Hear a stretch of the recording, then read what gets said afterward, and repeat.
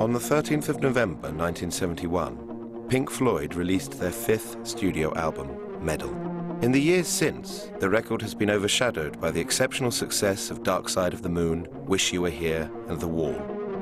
However, despite its more obscure status, Meddle is itself a remarkable piece of work. Meddle's been lost along the way. It's probably the album from that period that most deserves a reappraisal. For the sort of the slightly more curious, the slightly more inquisitive fan, it's always been up there as sort of an important work. For Echoes alone, for the sheer ambition and scale of that track, it deserves to be retrieved.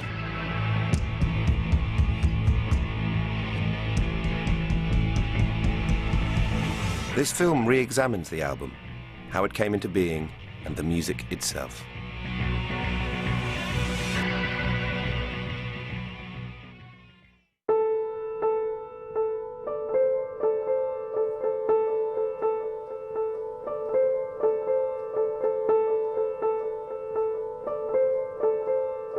The seeds of Pink Floyd were sown in Cambridge in the early 1960s, when Syd Barrett and Roger Waters became friends. However, this relationship would not blossom into a band until the pair moved to London.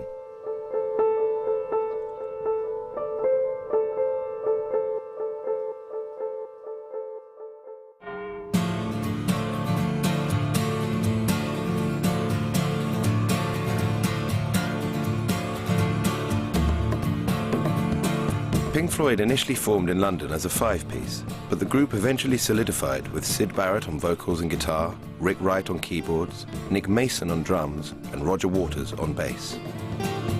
Despite starting as an R&B group, the band quickly gravitated towards a newly emerging mid-60s sound. 66, 67, when psychedelia started, it was like coming out of the black and white days of the 50s into the coloured, technicolor days of the 60s, which is absolutely what it feels like now, because suddenly people were wearing coloured clothes and doing outrageous things. A lot of people in the British psychedelic movement in the 60s had grown up with the R&B boom, with the Mersey beat and so forth, the sound that really defined pop at the beginning of that decade. But as the decade wore on, they suddenly began to realise there's more to music than just strictly 3-minute, happy, verse, chorus, songs in the charts. And once they realised that, everything began to take off. American psychedelia developed principally on the west coast of the US, with bands like Jefferson Airplane, Love, and The Byrds defining the sound. However, in the UK, the scene was distinctly different. I suppose one of the significant differences is that it was more blues-based initially. A lot of the people, all the players, and people like Eric Clapton, for instance, who went on to be with Cream, have come out of that whole sort of blues tradition. And I think one of the points there was just the sort of jamming aspects of things. The pivotal album in the UK was really, I suppose, what was Revolver, with Tomorrow Never Knows, and various the track by George Harrison that sort of takes on the kind of Eastern influence.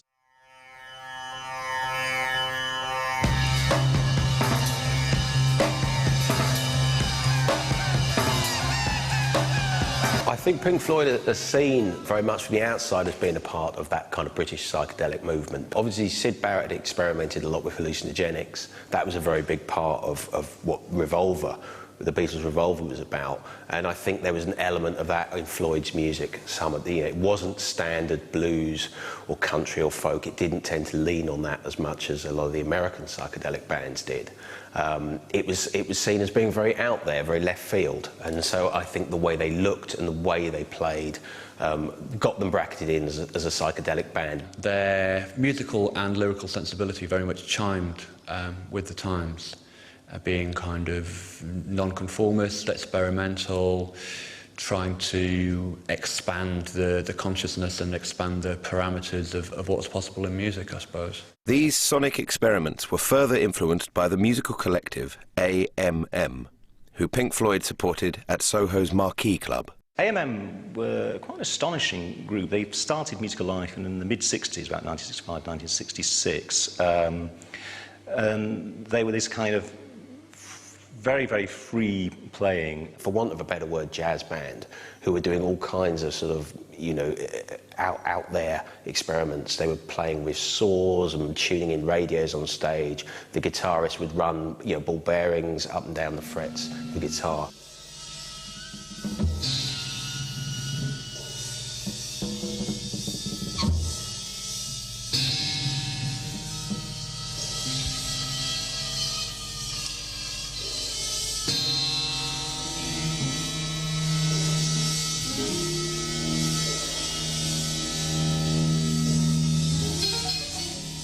It's about expanded song forms and improvisation, and I think there are specifics as well. I mean, it's said that Syd Barrett stole the idea of running ball bearings down the neck of his guitar from AMM. You listen to early Pink Floyd, where they're having these kind of solid jams that are almost like approaching the states of white noise. You can see where AMM would have been hugely influential. This influence would lead to extended pieces such as Interstellar Overdrive, a song that has been credited with setting Pink Floyd on a path that would eventually lead them to albums like Meddle. I think you could say that the very roots of the sort of Pink Floyd's progressive rock, it does come from Interstellar Overdrive. That's the obvious track.